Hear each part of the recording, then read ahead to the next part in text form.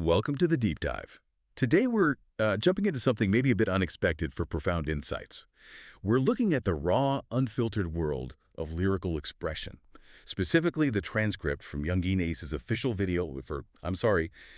Our mission here, it's not just about listening to the track. We really want to unpack the layers of emotion, the vulnerability, and the self-reflection that's packed into these lyrics. We're aiming to pull out some key insights into his perspective and maybe the wider human experience he's tapping into. Basically, give you a shortcut to understanding the pretty complex story he's telling. And right off the bat, something really struck me, and I'm curious what you think about this too. It's this stark contrast. He starts so strong, I'm that nigga, everybody a D do a D walk in the room. Or even, I feel like I'm the greatest bro. You expect this pure confidence, right? But then, almost immediately, it shifts into something surprisingly deep. Oh, yeah. It's a really interesting way to begin, isn't it?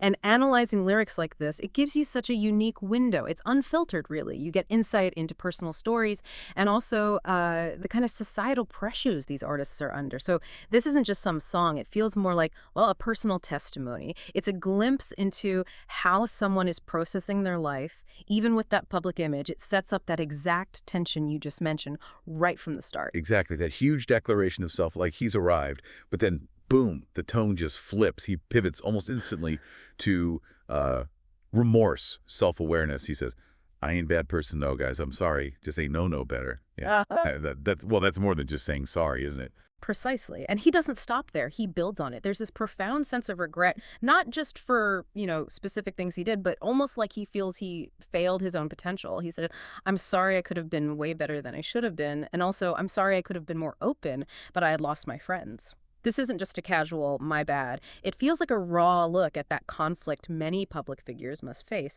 The image versus the reality inside. It really speaks to that universal thing of trying to square who you are with who you or others think you should have been. Mm-hmm. And he even mentions disappointing others directly, saying, I'm sorry I couldn't be the person I was supposed to have been for you. That feels like a heavy admission. What does that suggest about, the burden of what people expect, especially when you're famous? Well, it really highlights the weight of always performing, doesn't it? For artists, that line between their real self and the public persona, it can get incredibly blurry. And that line, it just lays bare how exhausting it must be, trying to live up to some ideal for everyone else. And the personal hit you take when you feel like you haven't met it. It's almost like a confession, admitting these struggles are internal, regardless of how successful you look on the outside.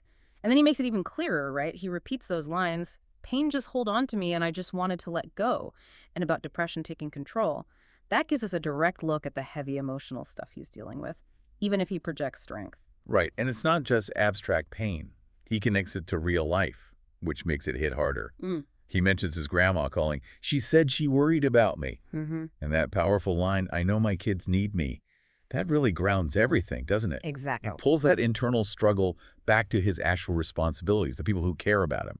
It's like, okay, here's a reason to push through the pain. Yeah, and what's also really compelling is how he talks about how others see him. He says, they call me real, which is, huge in his genre.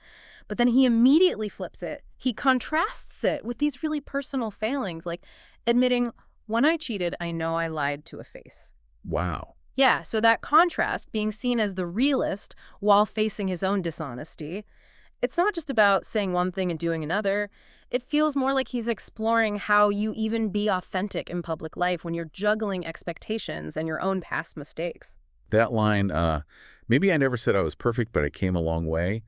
That suggests growth, though. Even with the mistakes, there's a journey there. It's not about being perfect, but about trying to evolve. I think a lot of people can connect with that. Absolutely. And he reinforces that internal conflict again, saying, the world look at me like I'm the realist, but sometime I be tripping.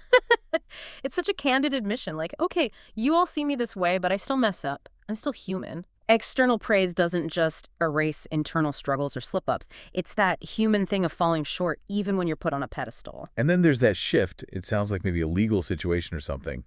With the line, I told the judge I'm innocent, but what am I 4 walls in working on myself? That line is pretty profound. It speaks to self-improvement happening kind of in isolation, separate from what anyone else decides. It's like the real work isn't about getting cleared by a judge, but about that solitary effort inside those 4 walls to actually become better. Yeah, it really points to the idea that the most important personal work happens internally, no matter where you physically are. Yeah. And he kind of closes out with this sense of being a testimony, but also that recurring feeling of dying on my deathbed. It loops back to that deep pain, that depression, that constant fight to let go. Mm. Bringing those themes back around really underlines how persistent they are for him. So when you put all these raw pieces together, this deep dive into, I'm sorry, what really stands out is that tension. The artist as this confident figure, but also deeply vulnerable. Definitely. We've heard how he wrestles with labels like the realist, while openly talking about pain, depression, past mistakes, cheating and lying, but also realizing my kids need me. It's more than just a confession. It feels like a really honest self-assessment. And it makes you think about how universal these things really are, right? That struggle between your public self and your private pain, the whole journey of trying to accept yourself, how your past choices shape your now. That's not just artist stuff, that's human stuff. Yeah, absolutely. And maybe for a final thought for you, the listener, think about that line again. I told the judge I'm innocent, but what am I, 4 walls in working on myself? It really makes you ponder how personal accountability, how real growth often happens quietly, internally, away from any public judgment. And maybe, just maybe, the kind of raw vulnerability we hear in these lyrics, maybe that is a form of true strength. Maybe that's a truer kind of realness.